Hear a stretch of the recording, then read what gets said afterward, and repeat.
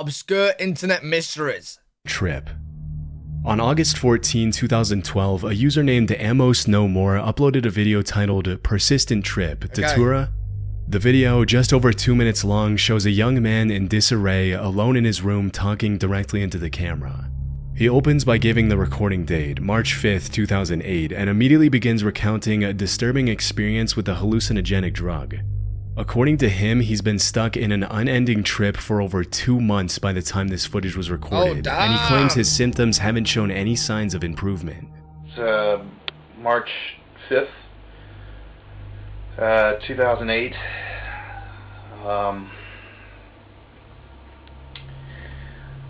Don't seem to be coming down. Wait, so he's taken a drug and he's just been tripping out for 2 months straight? Bro, that would be crazy. I bet you there's so many drug addicts right there that are literally trying to search up this drug right now. It's been about 2 months. I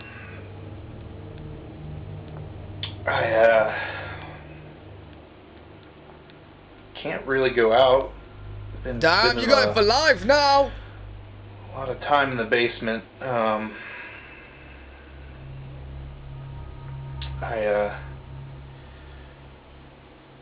don't think it's wearing off. I don't really know.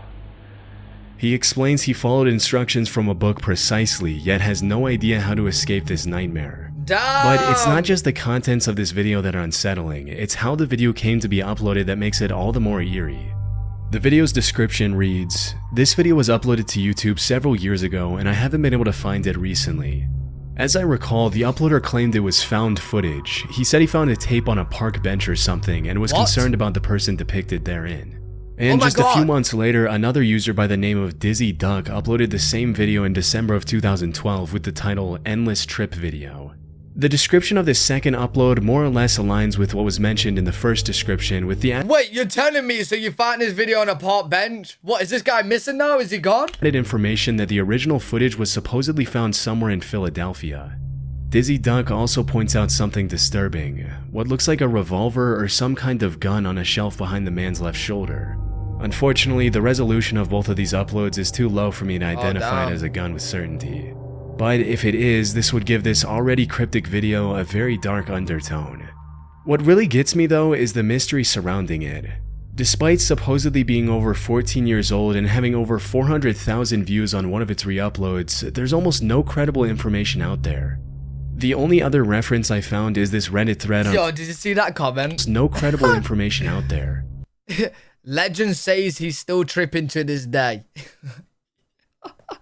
Yo, that would be crazy, bro. That would actually be crazy. The only other reference I found is this Reddit thread on r/videos from 11 years ago.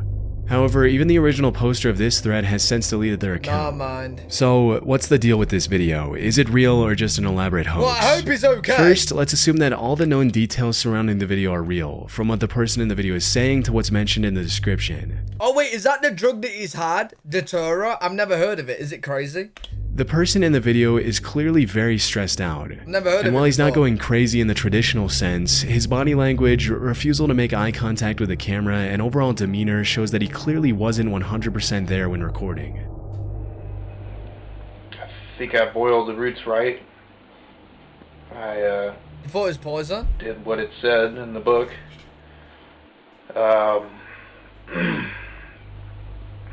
Wait, really, James? What? I don't feel like I'm ever gonna come down. Yo, that would be so scary to think. It's not cool. Amos, in his re-upload, suggests the substance causing this bad trip might be Datura, a highly toxic plant that can act as a hallucinogen in small doses. However, this is likely not the case for two major reasons. For starters, Datura is a deliriant with the disturbing nickname of Devil's Trumpets. This is because the trips caused by Datura are extremely painful and often lead to bizarre and violent behavior. The person who recorded this video is far too composed to be under the influence of such a strong substance. Secondly, he also talks about boiling some roots to prepare whatever drug he took. Datura, on the other hand, is usually consumed through its leaves or seeds, not the roots. I think a more likely substance he could have used. Wait, yo, so if you passed that plant in the wild and just ate it, thinking like, yo, let me just bite this plant. I don't know, some of us done it before, right? Would you just like be crazily high? Really? Oh, what? So it's not a good idea to go around eating random plants then? Oh shit. Used is ayahuasca, which is traditionally made by boiling roots and has effects mild enough that someone could record a video while under its influence. Hell no. However, regardless of whichever drug he used, tripping for 2 straight months is simply not possible, and here's why. Almost all drugs wear off as soon as they're metabolized or leave the body. Then there's also the question that if he's been down in the basement for 2 months, how is he getting food or making money? Considering these signs, it's likely that he was tripping, but not for 2 months, might not be just a making few money. hours. Many people in the comments of the original video have pointed to the phenomenon where a trip feels like it lasted for way longer than it actually did. Though another likely explanation could be mental illness as well. There is a high likelihood that whichever substance he used caused brain damage and led to schizophrenia, making— Yo, that's what it could do though. Like, even if he's not actually tripping from the drug now, he might just be tripping from life, dude. So you took the drug, it's messed up your brain, and now you're just forever like that. You're just forever, you know, just messed up now. making him unable to tell reality from hallucination. There's also the possibility of hallucinogen persisting perception disorder, which causes a person to experience visual effects that last long after the drug is worn off.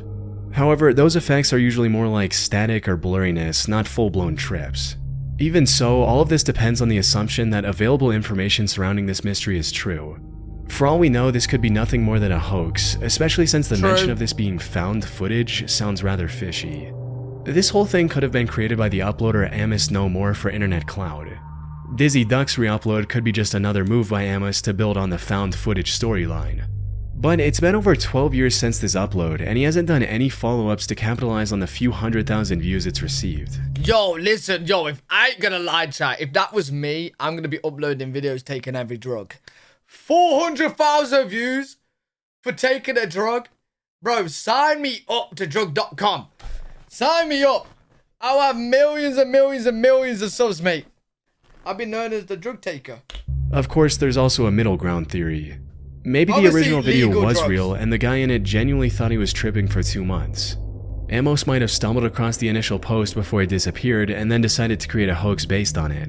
Unfortunately, given the sparse amount of information I found, it's impossible to nail— Oh, yeah. Oh, shit. Yeah. Becky. No, Becky. Disclaimer. That was a total joke. Do not do drugs. Back to the video. down the truth. In the off chance everything was real, I hope the person in the video found the help he needed and is doing much better today. Poorly Planned Comics. Poorly Planned Comics was a series of webcomics by a person named Jack Masters. And while the original website has long been taken down from the internet, there are still archives capturing how it looked back then. As I went through these archives, the first thing that hit me was the surreal art style and the constant fourth wall breaking humor. Okay. Even in the very first comic on the website, the characters joke about the camera being zoomed in too close. And this was only the beginning. Over the course of their run, Jack published hundreds of comics featuring countless unique characters and mind-bending, maze-like storylines. Okay. The contents of What's these weird comics about also this? range from bizarre to downright disturbing. Like this one comic titled, "The Entire Universe Falls Apart." In it, the characters slowly realize that their universe isn't real, causing everything around them to collapse. Panels break down, dialogue turns into nonsense, and nothing makes sense anymore. The comic ends with one of the characters stating, "Alright, I give up. It was all a dream, it was all a dream." Yo, this is just like a very creative mind, though. And they're just having fun with it. Nothing like, you know, disturbing at all, kind of. However, sandwiched between all this mysterious and chaotic artwork, there's a moment of pause where Jack includes something extremely introspective and philosophical. It reads, "The sad and obvious truth of the matter is that art, once formalized or mechanized, is no longer art, and the few arts that have not been formalized are now being mechanized. There is no mystery that or mean? talent required to create artistic beauty. And if a talentless person can do it, why should we give any regard to those who require talent to produce the same result?" John may spend a week painting a tree, but Jane will take a photograph and then use a workshop program to make the picture appear painted. Okay. There is no visual art creation before the last century that modern technology would not have allowed a less talented person to make better and faster. Let us be realistic and assume this trend will continue. So it's just there is nothing we can do to avoid the solemn fact that Michelangelos are no longer needed. These kinds of intellectual reflections were sprinkled throughout his comics. However, the creation of these comics was abruptly cut short when Jack posted a strip simply titled The End. This was a final note from Jack before he ended his life, starting with the statement, "If you are reading this, I am dead." Wait, is this ordered Domino's, man? Shit, hold up. I was putting in my Domino's order. Simply titled The End. These intellectual reflections were sprinkled throughout his comics. However, the creation of these comics was abruptly cut short when Jack posted a strip simply titled The End. This was a final note from Jack before he ended his life, starting with the statement, "If you are reading this, I am dead." Oh, that's sad. The rest of the comic listed his will for his various possessions, both physical and digital. Below the comic, there was also a personal reminder Jack had left for himself listing things he needed to do. However, the most mysterious part of the comic was this. A link that explained why Jack did this. Clicking on this link led to an archive of thousands of emails between Jack and various people. Yo, chat, do you know what's crazy about the art world? Right? At first, these comics wouldn't even sell, yeah? But now that the artist has died in this way, I bet you any money, these comics are worth quite a bit. I bet you any money, bro. Like, when it comes to art, like, the artist has to die, bro. Actually, no. Banksy's is already known and he's alive. But, I suppose. But the big artists, they have to die for it to be, like, worth something, though. Including friends and what seemed like an online therapist. These emails are in no particular order and have absolutely zero organization. So, as you might imagine, going through them is a long and arduous task. Unlike other internet mysteries where there's barely any information, here there's almost too much, more than any one person could easily go through. I went through as much as I could, and one thing became extremely clear. Jack was struggling with severe mental illness. That much was already clear from his comics, but going through these emails gave me a good idea of the exact illness Jack was dealing with. For starters, Jack had extreme schizophrenia, which led him to having extremely violent and disturbing thoughts. In one of his emails, he stated, "I'm full of seething, boiling hatred pain, and the only reason I'm not going out killing people right now is that I'm lucid enough not to want to deal with the consequences of such behavior." What? In addition to this, Jack also had dissociative identity disorder, or DID for short. This is evident from his constant mentions of a person named Susie, which he referred to as his best friend and better companion than no one. Don't worry, Becky. Soon you're gonna have 2 blue balls on the tree. Now that's your art you're gonna be leaving behind. Don't worry. You got it covered, man. You got it covered. I'll even write like #mod on there as well. But I'm certain Susie is not a real person because in one email, Jack mentions how he feels something slipping away and Susie taking control. In another email, he also linked to a clip of the character Ben Chang from the TV show Community, where Ben Chang talks to his alternate personality. Jack also used the name Simon Sane in these emails. Looking up this name online, I found a YouTube channel with a 4+ hour stream of him talking to himself in 2 different voices while tripping on LSD. What? Don't do it. That's my advice to everyone. Don't be polite. I think that may be an overgeneralization. Well, whatever. Okay, so... This theory of Jack's complex mental state was pretty much confirmed by the comment that first brought this mystery to light in the first place. In December 2016, someone on r/Ask Reddit asked about the creepiest things on the internet. In response to this, a user named Jess248 posted a link to the original Poorly Planned Comics website and also shared a personal anecdote about Jack, stating, "Might not be the creepiest, but I can't handle a lot of disturbing things. This one got to me. A childhood friend of my husband's. The guy was insanely brilliant, literally. Husband lost touch over the years. These were his comics. That is sad, bro. The very last one was his self-assassination note. They had the memorial at his condo. Needed help. He had blocked out all the windows and wrote in Sharpie all over the walls. It was his breakdown, trying to find meaning before he took his life. One of the most heartbreaking things I've ever seen. And while everything that I've covered so far might seem like a lot, it's only the tip of the iceberg when it comes to the amount of comics, emails, and videos Jack left behind. Not to mention things that aren't explicitly stated in his work, like his obsession with the 1985 book called Maze. Maybe one day, people on the internet will finally comb through everything and complete Jack's story. Feel bad for him, bro. Jack froze emails. In November of 2011, Tim Hart was sitting on his couch surfing the web on his laptop when out of nowhere he received a mysterious email that left him in complete disbelief. The email read, "I'm watching. Did you hear me? I'm at your house. Clean your attic." Yo, fuck that, bro. Like, yo, if they send emails like describing his house and shit, fuck that, bro. Now, receiving an email like this would make most people think that they were either the target of a prank or had a stalker lurking nearby. Yeah, you'd think it's a But prank for initially. Tim, both of these possibilities were completely out of the question because the email came from his friend Jack Froze, who had died about 5 months earlier. What made this particularly convincing was the bit about cleaning the attic. Oh, Just that's weeks creepy, before yeah. Jack's death, he visited Tim's attic and they joked about what a mess it was. Yo, bro, I'm telling you right now, I could grate cheese with the hairs at the back of my neck. They're standing up sharply, bro. Anyone else? Just weeks before Jack's death, he visited Tim's attic and they joked about what a mess it was. And while Tim was still trying to figure things out, Jack's cousin, Jimmy McGraw, also received an email from Jack a few days later. However, this one was even more mysterious than the last one, reading, "Hey Jim, how you doing? I knew you were gonna break your ankle, tried to warn you. Gotta be careful. Tell Rock for me. Great song, huh? You're welcome." Couldn't get through to him, his email didn't work. Now, the simplest explanation for these emails is that Jack had scheduled them to be sent before he passed away. However, this theory has two major flaws. What? You see, Jack died of heart arrhythmia, a condition where electrical signals that tell the heart to beat don't work properly. This happens mostly out of nowhere, and there's no reliable way to predict this ahead of time. In other words, Jack had no way of knowing that he was going to die, which would have prompted him to schedule these emails. Secondly, while it Wait, that's a thing? Just out of nowhere, you just die?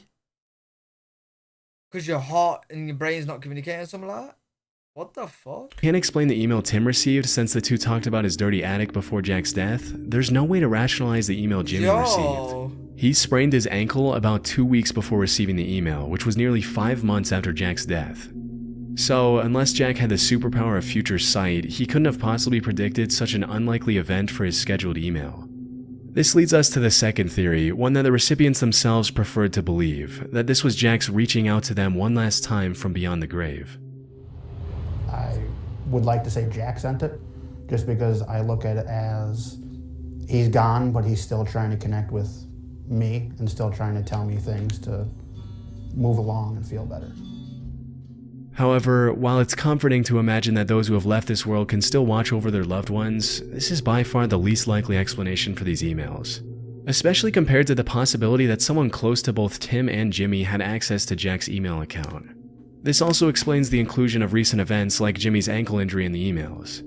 Another Bro, if this is a prank, that is a fucked up prank, bro. To go on a dead person's emails and send them. That is fucked. thing I noticed while looking into this If it incident is. is that Jack's name is spelled incorrectly in the signature of both emails. It should be F-R-O-E-S-E, not F-O-R-S-E. If Jack was the one who wrote these emails, either before or after his death somehow, then why would he spell his own name incorrectly, Yeah, twice? weird. Ultimately, Tim and Jimmy had a real shot at finding the real sender if they really wanted to. But now, 13 years later, there's little hope we'll ever learn the truth. Yo, whoever sent that, bro, Grateful is Doe weird. Hitchhiker. On June 26, 1995, at around 1:30 p.m., Virginia State Police responded to the report of a car crash near the small town of Emporia, Virginia. The Volkswagen Vanagon involved in the incident was completely wrecked from the front due to a collision with roadside trees.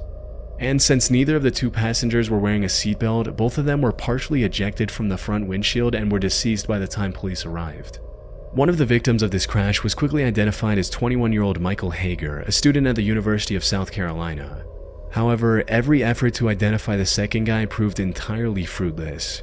His face was heavily disfigured during the crash, and he didn't have an ID on him either. Police were also unable to find any matching fingerprints in their database. Michael's family also had no idea who the second person was. Curiously, both Michael and this unknown person were wearing the same tie-dye t-shirt with the logo of the Grateful Dead rock band. Okay. After searching the bodies, police found 2 disheveled tickets for the Grateful Dead concert that took place a day prior in DC. They also found a handwritten note which stated, "Jason, sorry we had to go. See you around. Call me. Caroline T and Caroline O. Bye." Further investigation led to the conclusion that this unknown rider was simply hitchhiking. The two likely met at the concert and became friends. As for the crash, the police determined that it was simply caused by the driver falling asleep at the wheel. But that wasn't all. The only 2 things police knew about the unidentifiable man were that he was a fan of the Grateful Dead and that his name was likely Jason, as was written on the note. Jason was declared as John Doe, which is a name given to a person whose real name is unknown. And due to the Grateful Dead shirt he was wearing, Jason became known as the Grateful Doe. However, they were unable to find any more information on him, and the case was closed after some time. That is, until 2012, when the National Center for Missing and Exploited Children published a digital recreation of Jason's face. This attracted the attention of internet detectives who became interested in identifying this person some 17 years after the original incident. A notable person who got involved in the case was the Reddit user Zombie Gray. Zombie began scouring the internet for any useful information they could find, and also founded a subreddit solely dedicated to finding the real identity of Jason. Zombie also created this missing person poster of sorts for Jason, which included all of the available information as well as a link to contact Zombie. The poster had a catchy title which read, "Can you help give him back his name?" Surprisingly, this poster went super viral across all social media sites and— Yo, this guy's gotta be someone like known, right? Surely. Finally led to a breakthrough. A while after the poster was published, a man named Steve contacted Zombie and claimed that he knew who Jason was. According to Steve, his full name was Jason Callahan. Now the only thing left to find was any living family members of Jason. Oh, same Jason? Fortunately, that didn't take long. In January of 2015, the following was posted after seeing the missing person poster on Facebook. Oh my god. OMG, this is my son Jason Callahan from Myrtle Beach, South Carolina. I've been looking for him all this time with no luck. Today, my other son saw this Facebook page, and after all the years of praying for him to just call me or come home. Apparently, Jason had left his home when he turned 18 and was traveling around the country on his own. All this time, his mother thought that Jason was dodging her calls and simply didn't want to return home. What? With that, after 2 decades, one of the most mysterious John Doe cases was solved. Though it is sad to think about his mother who thought that her son was alive, only to learn about his death through the internet 20 years later. Yo, that's such a bad accident, bro. Literally, they can't identify you. Like, your face is that, mashed up, man. Indianapolis wrecking ball theft. In the 1970s, newspapers in the Indianapolis region reported the most bizarre theft. Someone had apparently stolen an entire wrecking ball without getting caught. This became a big mystery at the time, and it's still a mystery today, nearly 50 years later. So, what happened? How could something as massive and heavy as a wrecking ball vanish overnight? Before we get to that, it's important to mention that the facts surrounding this mysterious theft are very inconsistent. Some sources claim that the ball was 5 tons and 200 feet in the air. Other sources say that the ball was only half that weight at 2.5 tons. Wait, did they steal the crane that was attached to the wrecking ball? Like the truck or whatever? Or did they literally just steal the ball? There's also a mystery surrounding the date of when this event happened. A newspaper report I found on the incident was from July of 1973. However, a Redditor found the mention of this mystery in a book which listed the date as 1974 instead. This book also listed the weight as 2.5 tons instead of the 5 tons mentioned in the newspaper, adding further confusion. This might not sound like a big deal, but a difference of 2.5 tons can make a wrecking ball much easier to steal with a truck and a well thought out plan. The bigger question, however, is why? As the 1973 newspaper states, I can't figure out what someone would do with a 5-ton metal ball. Well, there are a few prevalent theories online. One of these theories speculates that this was the work of a rival company, which is just cartoonishly evil enough to be true. But the thing is, melting the wrecking ball to sell the steel would have been too expensive, and it's highly unlikely that they had a crane lying around to use with the stolen wrecking ball. So, if this theory is true, the only plausible explanation is that they stole the ball to slow down their rival's work and cause financial trouble. This also checks out since, according to the 1973 newspaper article, the ball was stolen during a demolition job. That said, there's also another theory that is also a bit out there, but can make perfect sense if we had more information regarding the finances of the company the ball was stolen from. According to this theory, the company stole its own wrecking ball and hid it somewhere as a form of insurance fraud. Oh, Also, while shit. researching this topic, I came across a similar incident that happened Probably. in Dallas, Texas in 1978. Yo, it's not going to be a random thief, bro. It's either going to be a rival competitor that wants them to slow down, or it's going to be them doing insurance fraud.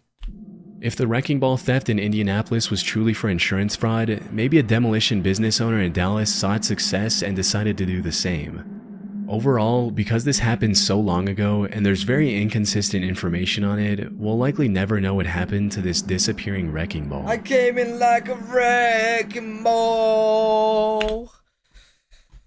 Yo, wild video though, I can't lie. Actually, wild video.